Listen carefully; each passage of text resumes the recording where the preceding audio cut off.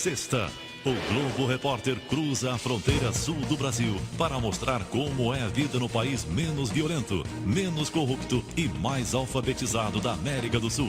Nas cidades não existe engarrafamento e a internet é gratuita para todos. Nas ruas o que se vê é uma tranquilidade que impressiona. Nas escolas públicas, cada criança tem o seu computador e os aposentados são valorizados pela experiência. Está na lista dos 40 melhores países do mundo para se aposentar. E ainda as belezas naturais e as praias fascinantes desse lugar muito especial. Nesta sexta, no Globo Repórter.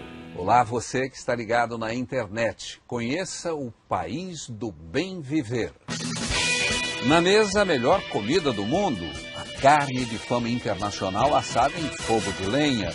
Peixes, camarões e algas de um mar limpíssimo. Doce de leite, vinhos especiais, queijos deliciosos e até azeites. Tudo produzido na própria terra.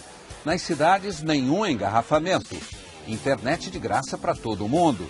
Nas escolas públicas, um computador para cada criança. Um programa que aproveita a sabedoria e melhora a renda dos aposentados. Pequenas cidades cercadas de beleza, onde carros antigos são usados até como restaurantes. No campo, paisagens europeias, a tranquilidade da vida nas fazendas, a maior floresta de umbus da terra, estranhas árvores com até 500 anos de idade, praias fascinantes e o charme de um litoral que atrai gente do mundo todo.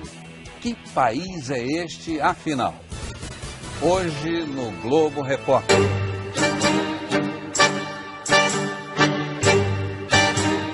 Bem-vindos! Estamos no Uruguai.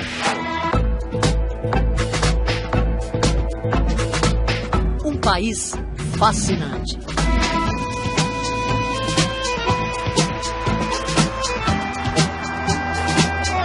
Terra do Pampa, que se estende sem fim. Do rio mais largo do mundo. De um litoral cheio de luxo. E personalidade. Do assado na brasa. Do doce de leite. E do mate. Um lugar onde a gente não percebe pressa e nem corre-corre. Ao desenhar o seu mapa, o Uruguai ajudou a definir parte de nossa fronteira. Acontece que essas terras, banhadas pelas águas doces do Rio da Prata e pelas praias da costa atlântica, sempre fascinaram. Entre os séculos XVI e XIX, espanhóis, portugueses e até brasileiros brigaram por elas. Agora o Uruguai chama a atenção de novo, mas não de conquistadores. Ele é o queridinho da vez de quem quer ver ou morar num país onde se vive muito e como antigamente. Montevidéu nem parece capital de um país. Tem mais jeito provinciano que cosmopolita. E olha que metade da população uruguaia vive aqui. Entre as ruas, sem engarrafamento, rodeadas por árvores, exibe um dos caminhos mais charmosos da cidade. A Rambla, esse calçadão com 20 quilômetros, debruçado sobre o Rio da Prata, que liga a cidade colonial à cidade moderna. Aqui não tem blackout nem engarrafamento. E os motoristas encontram nas ruas mais gentilezas que faróis. A capital uruguaia tem um ar de nostalgia espalhado pelos jardins, casarões e prédios que exibem na fachada estilos arquitetônicos dos últimos 2 séculos. O Teatro Solís é uma das construções mais lindas da cidade.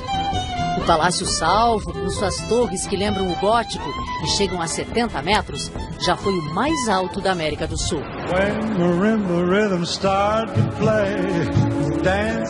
E é uma fonte mágica que, diz a lenda, realiza apenas um desejo: amor. A ela não são dadas moedas, mas cadeados com nomes de apaixonados. Eles representam o desejo de amantes que sonham em ficar juntos para sempre. E quantos amantes já fizeram pedidos à fonte? E no meio do caminho há uma porta, antiga, imponente. É a porta da Cidadela. o que restou da muralha que protegia Montevidéu colonial de 1714. Nas ruas, o que se vê é uma tranquilidade que impressiona. E o que se sente é um cheirinho de fumaça no ar.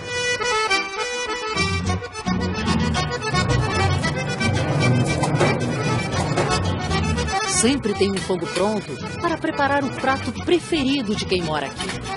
O assado é orgulho nacional, que envolve tradição e técnica.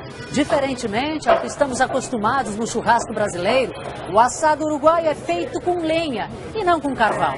E isso faz toda a diferença, garantem os parrilheiros.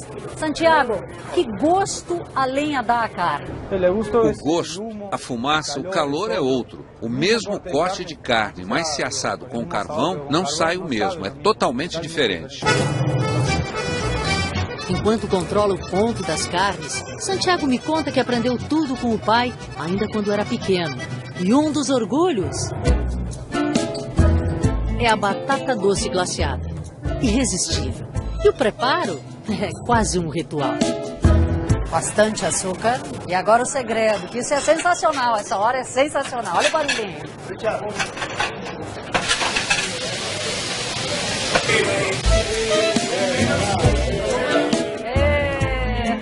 É uma festa. Todo mundo comemorando a batata.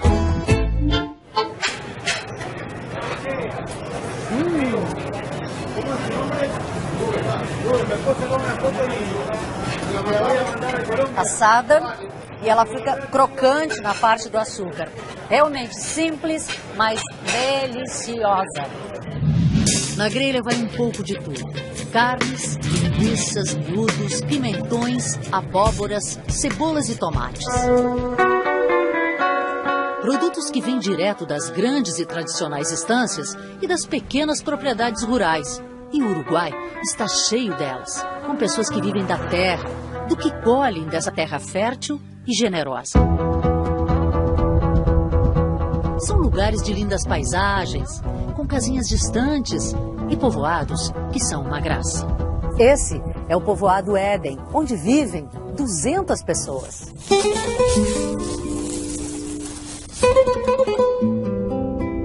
Não há calçamento nas ruas nem na praça. Há uma igreja, casas e um silêncio surpreendente. Em lugares assim, vivem cerca de 200 mil agricultores que cultivam principalmente uvas, arroz, laranja e legumes, e que não faz muito tempo começaram a dar espaço também às oliveiras. E são elas que dão esse jeitinho de Itália às pequenas colinas uruguaias. Uma vez por ano, as árvores ficam repletas de azeitonas e a colheita é feita com todo o cuidado, como um carinho, manualmente, para não machucar as frutas. Essas azeitonas demoraram 1 ano para estar no ponto de colheita. E o bom é que nós chegamos aqui bem nesta época. Elas vão dar origem a um azeite extra virgem. E aqui está a minha parte na colheita, uns 9, 10 quilos de azeitonas. O suficiente para produzir 1 litro de azeite.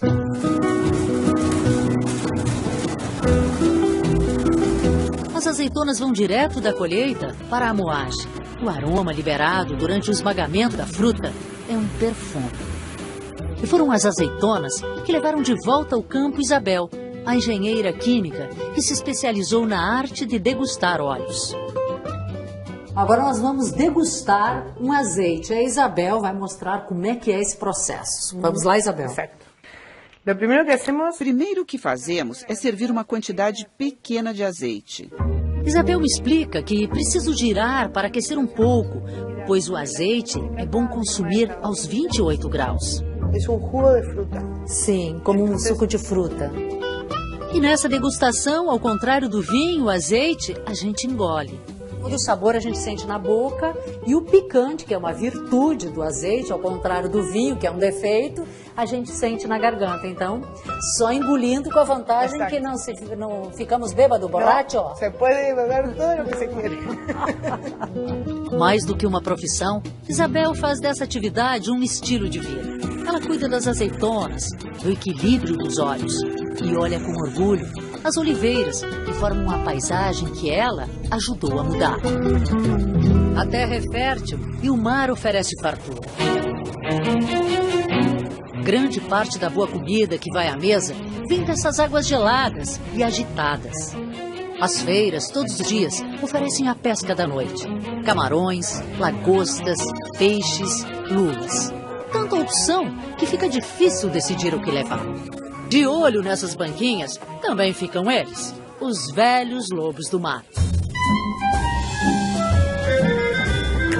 Descobriram aqui a vida mansa de quem não precisa mais pescar. Mergulhos, flashes e peixes. Se não fossem as gaivotas, seria um paraíso. Mas nada é perfeito. Qualquer descuido, lá se vai um peixe. O uruguaio gosta tanto, mas tanto do sabor do mar, que tem chefe colhendo algas para incrementar receitas.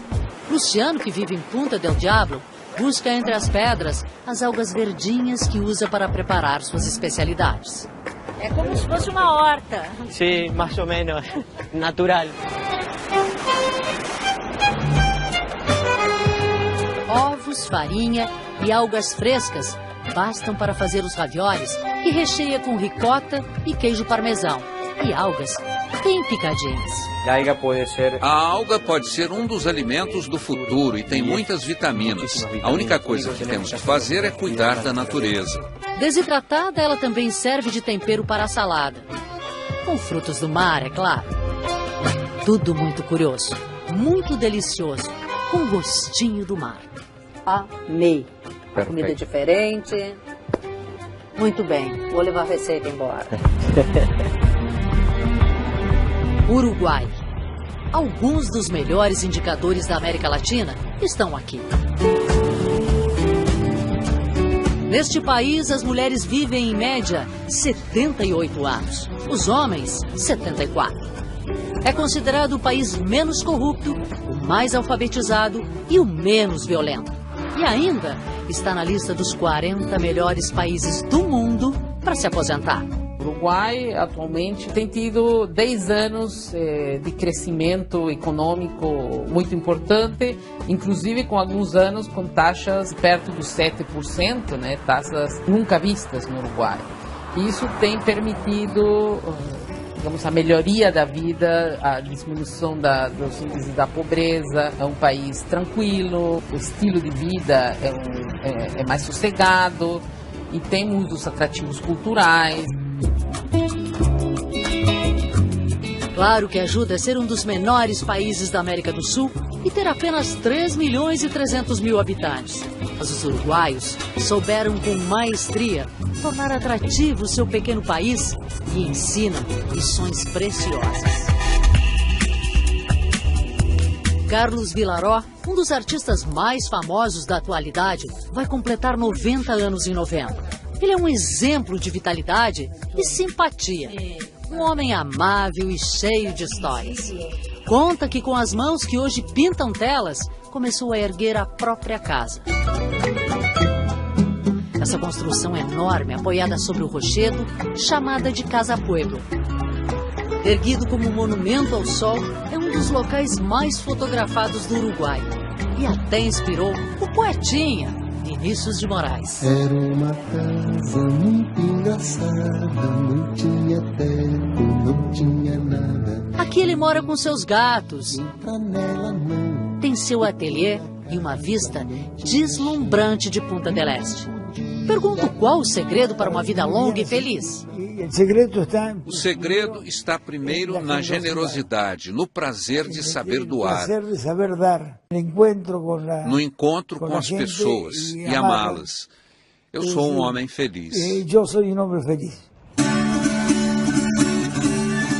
Felizes também são esses casais. Para eles e para a maioria dos uruguaios, vale a máxima que normalmente usamos em tom de brincadeira. Está estressado? Vá pescar. Malaquias e Rosa, Osvaldo e Agostina são amigos e pescam juntos há 50 anos. Bem-humorados, eles contam que não abrem mão de dias assim para descansar. que a felicidade vem de coisas muito simples. Tomamos mate, comemos assado, tomamos vinho e desfrutamos da tarde pescando. Pescam num lugar que no Uruguai se chama de paisagem protegida. E existem muitos. Aqui a interferência do homem tem limites. Não pode colocar em risco a vida silvestre, nem modificar a paisagem. Até porque esse é um paraíso para aves migratórias. É um espetáculo ver a Laguna de Rocha tão pertinho do mar. Uma harmonia, uma simbiose que foi produzida ao longo dos anos e queremos ir conservando, porque é bom ao bem-estar dos seres humanos e da natureza. E um pouco é a proposta do país que estamos preservando.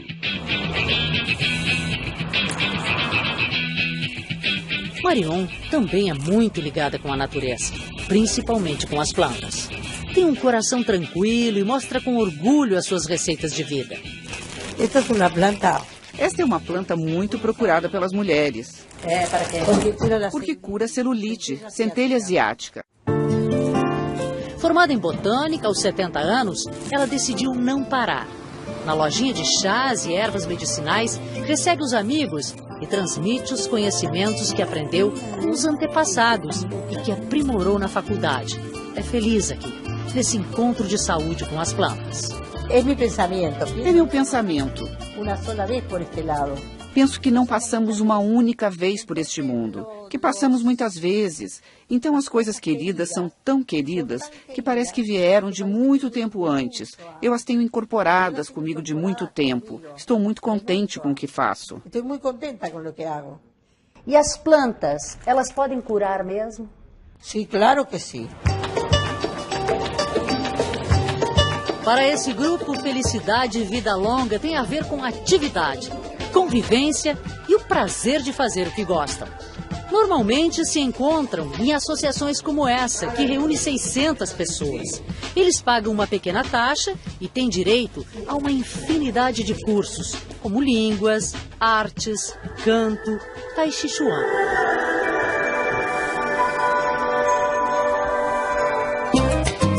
Mas as aulas mais disputadas são mesmo as de informática. Aqui elas aprendem a usar o ratão, para nós brasileiros, mouse. Golpe ou 2 golpes sobre essa tecla de ratão. Essa linguagem que nós idosos teremos que conquistar para que possamos nos entender com nossos filhos, netos, enfim, com as gerações mais jovens. Quando pergunto como o grupo se sente, as frases são sempre curtas e definitivas. Hoje me sinto livre, viva. Me sinto bem, espiritualmente e fisicamente. Vontade de viver que chamou a atenção da Universidade da República de Montevidéu. Em primeiro lugar, se costuma dizer que o envelhecimento da população é como um perigo para a sociedade. Isso não é certo, é falso. O Uruguai não está em nenhum perigo com o envelhecimento demográfico. O Brasil vai envelhecer muito nas próximas décadas do ponto de vista da sua população. Vai ser, creio, o país que mais vai envelhecer no mundo do ponto da velocidade. Na realidade, isso é uma oportunidade. Seguimos viagem pelo oeste do Uruguai para conhecer Carmelo, na região dos vinhedos. Uma ponte que parece enfeite, de ferro pintada de vermelho, recebe quem chega à cidade. Os moradores de Carmelo se orgulham de suas tradições e da vida generosa que levam, ou melhor, deliciosa, cheia de sensações e opções não só para ganhar, mas para celebrar a vida. O Uruguai tem muitas receitas para conquistar o paladar e colocar na mesa produtos de qualidade. O doce de leite é um dos melhores do mundo e o queijo produzido aqui também está conquistando fama.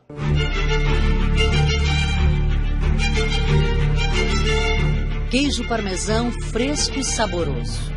O luxo aqui está nas mãos que amassam o pão. Que depois de assado, vai à mesa macio e cheiroso. A Acordar e encontrar uma mesa servida assim é um mimo para os olhos e para o paladar. Bom dia! O que mais você gosta nessa mesa de produtos uruguaios? Eu gosto demais de iogurte. Muito rico, sim. Muito rico. Desde menino, provo iogurte assim. Em copo de vidro, natural e caseiro. E o clássico da Argentina e do Uruguai. Doce de leite. Todas essas delícias são produzidas em pequenas propriedades chamadas de fincas. Lugares de lindas e tranquilas paisagens. E elas ganham ainda mais charme com seus parreirais, que fazem molduras, construções antigas e bem preservadas. Elas guardam cantinas centenárias e refinadas. Nos tonéis de carvalho, um dos orgulhos do país, o vinho Taná.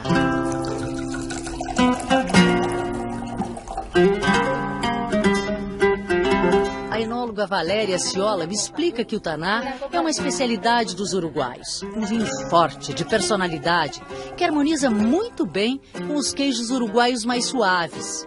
E nessa mistura deliciosa de pães, vinhos, queijos e presuntos. Aqui se produz um pouco de tudo. O que isso tem a ver com a cultura do Uruguai? Muitíssimo, porque o Uruguai é um país... Muitíssimo, porque o Uruguai é um país agrícola. Quem nos visita, creio que pode ter uma experiência sensorial única. Nós recebemos, temos as adegas, os vinhedos, podem degustar os vinhos, acompanhados com nossos queijos.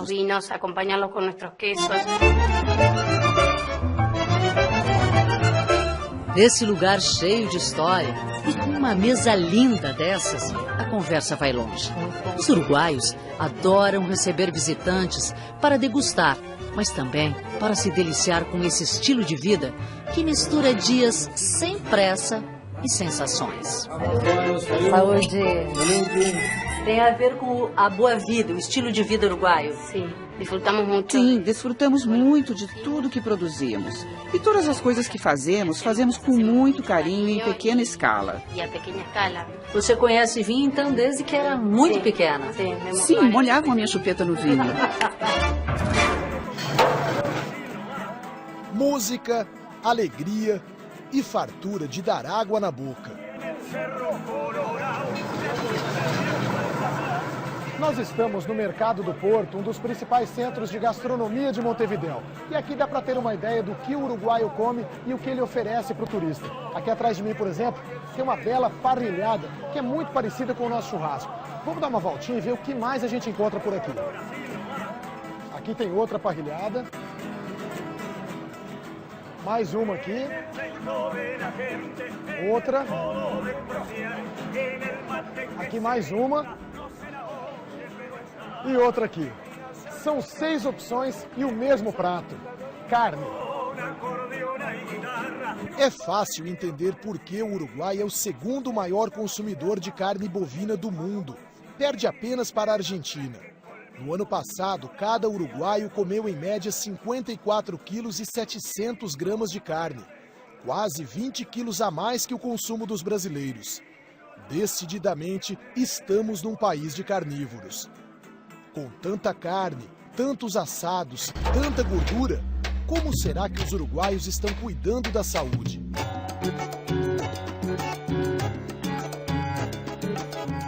A ciência já descobriu que dentro dessas garrafas existem substâncias que fazem bem à nossa saúde.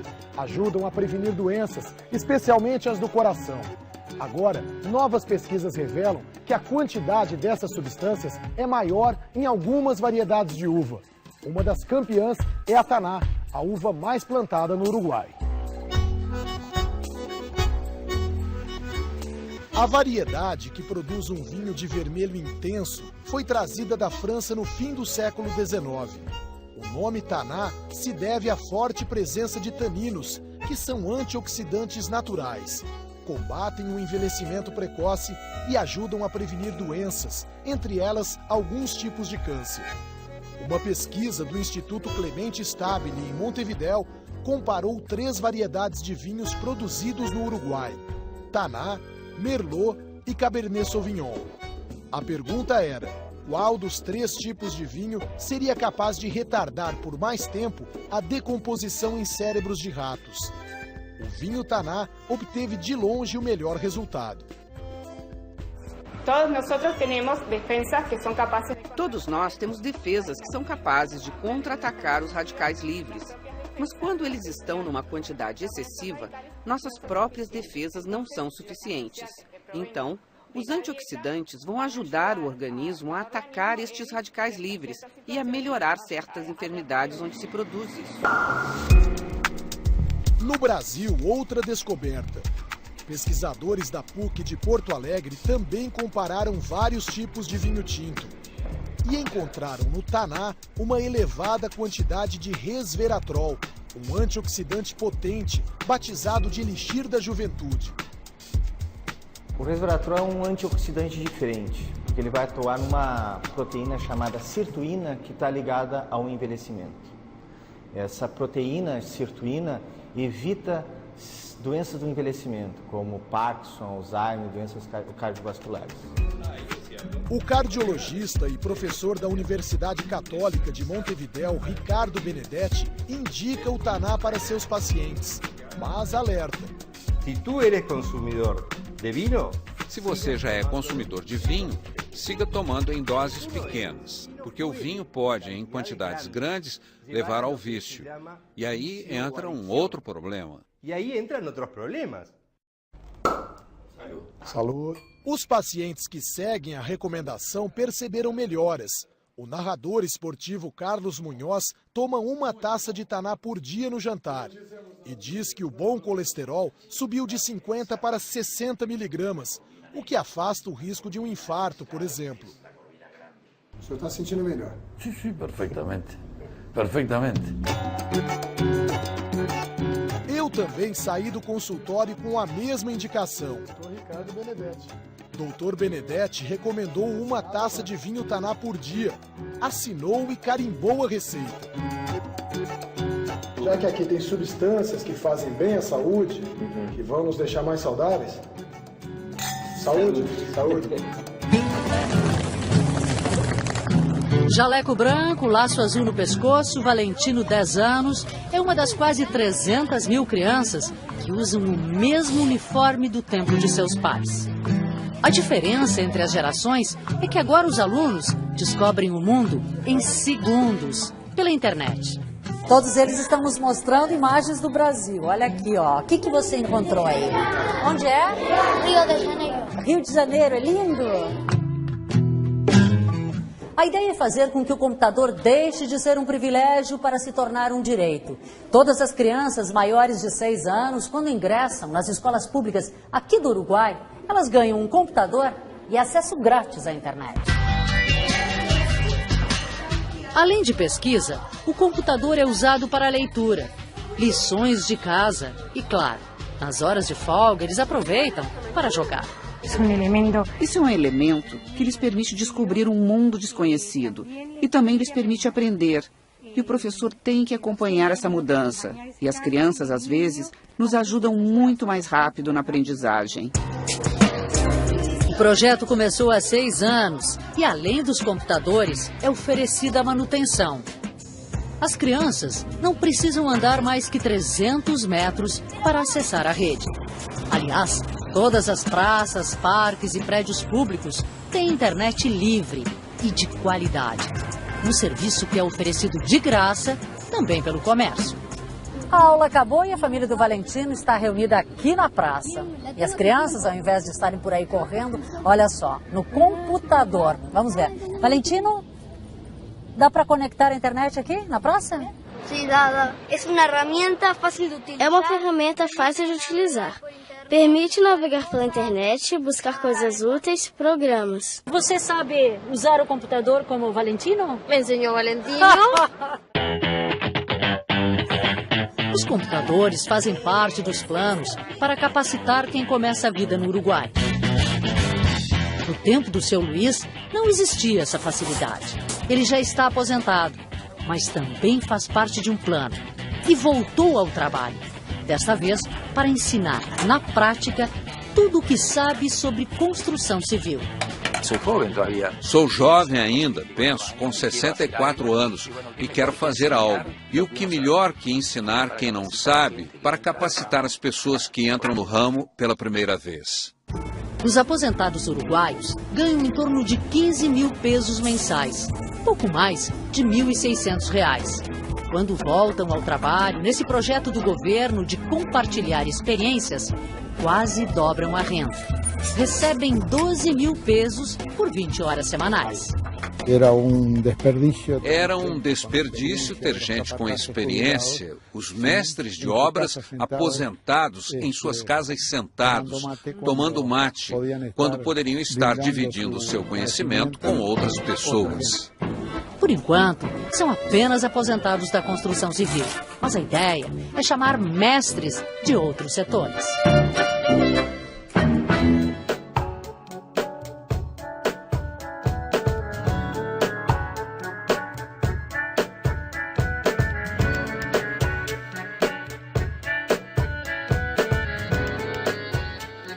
Bessandro, o programa mostrou muita coisa lá no Uruguai, mas obviamente o programa tem um tempo, uma duração e não mostrou tudo.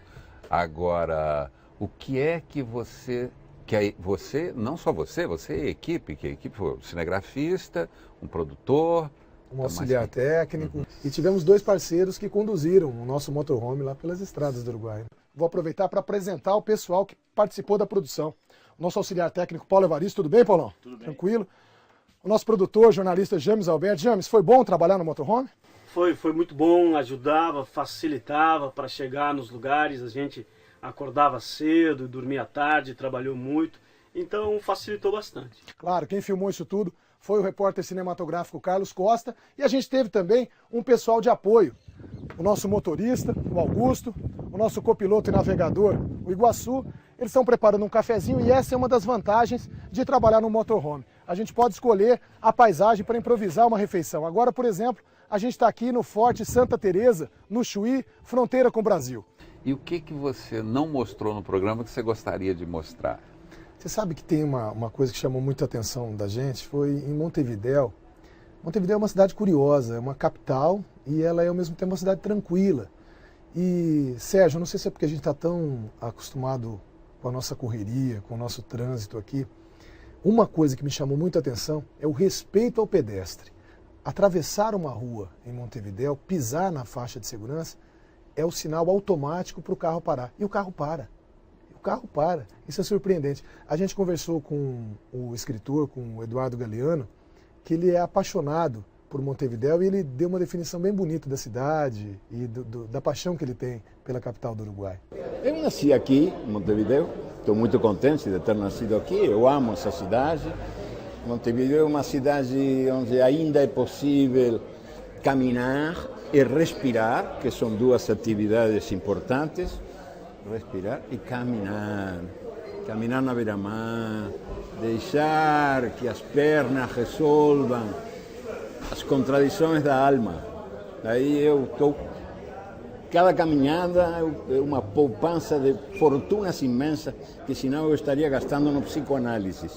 E numa reportagem dessa, dá para se divertir um pouco? Acontece muita coisa curiosa ou só se trabalha? Não, a gente se diverte até com os erros, que a gente não mostra no programa, mas que eles existem, né? Ok.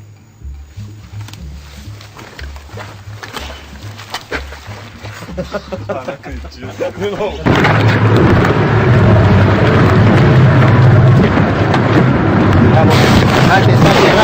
Rápido. Vamos.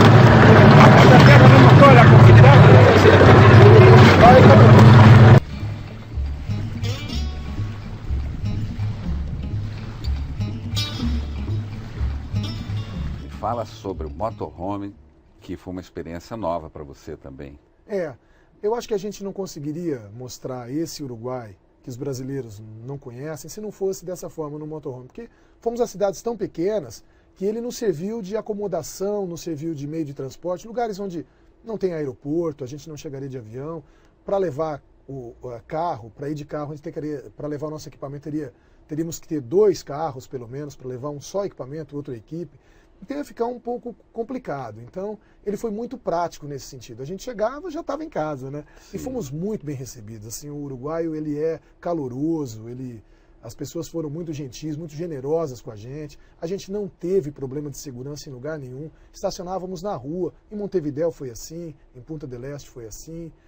No interior, Taquarembó, Minas de Corrales, por onde passamos, fomos muito bem recebidos. Às vezes nos ofereciam até lugares assim, olha, fica aqui em frente à delegacia, né? Então, mais protegidos impossível, né?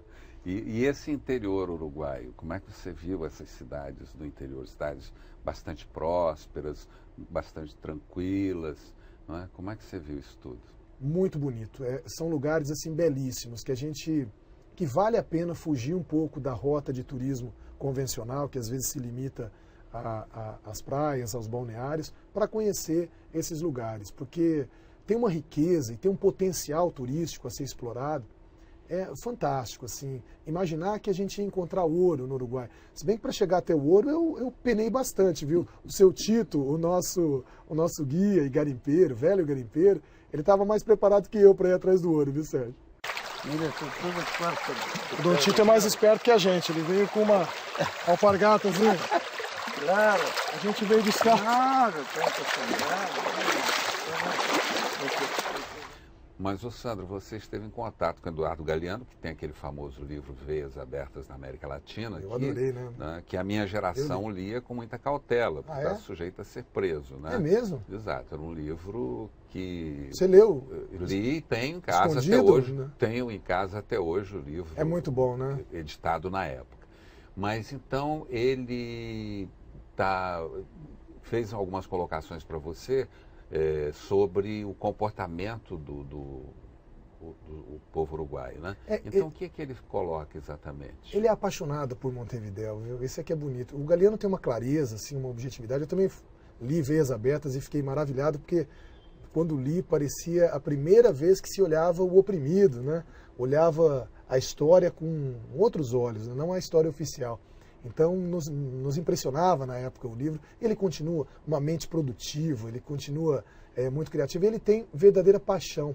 Ele falou de uma coisa de como ele gosta de Montevidéu, como ele percebe Montevidéu como uma cidade diferente. Isso é muito bacana, uma pessoa falar bem do lugar onde vive, né? Sim, e com relação à juventude uruguaia, que tem que deixar o país, não é isso mesmo?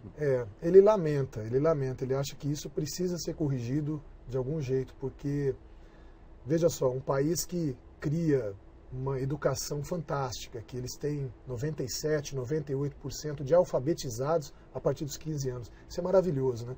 E tem uma qualidade de ensino até a faculdade que também é muito boa, e depois não consegue aproveitar essas pessoas, ele chamou de essa é a nossa tragédia. Mas, ô Sandro, então o que eu até já vi em filme, o povo uruguaio parece um povo triste, nostálgico. Você observou isso lá? Há uma tristeza, as pessoas estão um pouco desiludidas, desanimadas. Talvez seja a impressão que deixa pela pequena quantidade de jovens que a gente viu. Falta talvez do jovem. Talvez seja essa a impressão. Mas o Carlos Paes Vilaró, que é um artista plástico, um escultor muito conceituado no Uruguai, amigo de Vinícius de Moraes, de tantos brasileiros, Pelé, Tom Jobim, ele gosta muito, apaixonado por brasileiros. Ele tentou explicar esse comportamento, essa característica uruguaia, fazendo uma comparação com o nosso temperamento brasileiro, né? E ficou muito interessante esse trechinho da conversa que não apareceu no programa. Eu te hablo com toda franqueza, quando viene gente a visitar o museu, si son brasileños hay siempre una sonrisa, siempre hay alegría. Es como si viviéramos todos en ese sentimiento que es el carnaval, por ejemplo. Es curioso. Casi te diría que el brasileño es carnaval, es expansión, es generosidad. Curioso, não é? É muito bom, né? Sim. É muito bom. Percorremos um pouco o Uruguai, achamos o Uruguai um pouco sério, um pouco comedido. Com tristeza de tango, digo eu, não? Talvez a tristeza do tango. Tristeza de tango. Então aí fica um país de pessoas idosas. Mais velhas, pessoas... E talvez aí a gente entenda um pouco do humor, né? Talvez pessoas um pouco mais sérias, a gente tem a dificuldade de ver o Uruguai sorrindo ou coisa assim. Uma interpretação do Vilaró, que é muito curiosa. O Vilaró, o Carlos Paes Vilaró. Sim, o artista plástico, o escultor, que deu uma interpretação muito pessoal, comparando esse temperamento, essa característica do uruguaio com o nosso jeito, o jeito brasileiro de ser. De quem... que aqui até os velhinhos sorriem, o pessoal da terceira idade sorri. Não é? Mas, e o futebol? Como é que está o futebol uruguaio? Não vai muito bem o futebol uruguaio. Né? Não vai. Mas eles ainda têm a Copa de 50, né? Eles têm Didia, que está vivo. Então, a gente preferiu nem tocar muito no futebol, senão iam relembrar a Copa de 50. Chega a humilhação de 50. Foi uma tristeza para a gente. Vamos deixar o futebol quieto. Mas não tem também uma história do Maradona? Essa é uma brincadeira que eles fazem no chamado Dia da Inocência, que é uma espécie de Dia da Mentira do Uruguai. E eles brincam para provocar os argentinos, né? Eles dizem que, assim como o Gardel é uruguaio, na versão uruguaia, Maradona também nasceu em Tacuarembó, que é a mesma cidade de Gardel. É pura provocação, os argentinos não devem gostar nada disso, né? Eu defendo que ele é francês, porque eu tenho um sanguinho lá na França, meu bisavô era francês. É uma das teses, né? Eu gosto tanto de Gardel que eu acho que Gardel é francês. Mas o que os uruguaios dizem de Gardel? Eles têm uma farta documentação dizendo que ele nasceu em Tacuarembó, no interior do Uruguai. Agora, vá falar isso para um argentino. A gente encontrou com alguns argentinos lá em Colônia del Sacramento, e é como, um deles até chegou a brincar comigo, é como dizer que Pelé nasceu no Equador. É mexer num vespeiro, né? Sim. Mas é muito interessante, porque a documentação, ela existe também uma documentação que Gardel teria deixado quando já fazia sucesso, para beneficiar essa pessoa que o criou, que seria a mãe francesa dele. Exato. Então, tá vendo? essa é a versão uruguaia para esse nascimento francês que os argentinos dizem que seria o verdadeiro. Mas eu acho que isso é uma polêmica para muito pano para manga ainda, viu, Sérgio?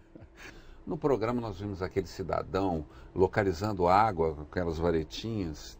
E ele avaliou a sua energia também com aquelas varetinhas? Pois é, ele disse que essas varetas aí, que é uma técnica chamada radiestesia, né?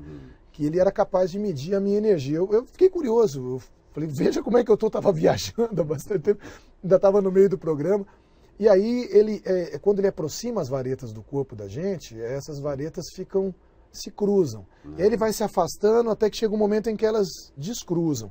Aí ele diz que esse seria o campo magnético que a gente tem.